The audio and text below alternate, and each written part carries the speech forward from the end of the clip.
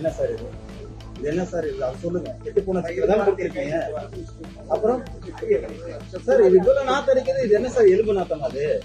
கோவையில் அண்மையில் லட்சுமியில் சந்திப்பில் திறக்கப்பட்ட பிரபல லூலு மால் நிறுவனத்தில் நேற்று இரவு 8 மணி அளவில் சசிகுமார் என்பவர் தனது 2 குழந்தைகளுடன் லூலு மால் சென்று குழந்தைகளுக்கு roast chicken, chicken sandwich, chicken lollipop வாங்கி கொடுத்துள்ளார். சிக்கனை சாப்பிட்ட பிறகு பார்சலும் வாங்கி வெளியே வந்தபோது 2 குழந்தைகளும் கடுமையாக வாந்தி எடுத்துள்ளனர்.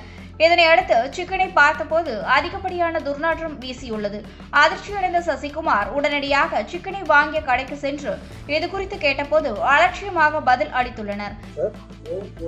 ஓவர் கோல்டா இருக்கும். கெட்டு போன ஸ்மெல் எதுவும் இல்லையா? பாத்தீங்களா?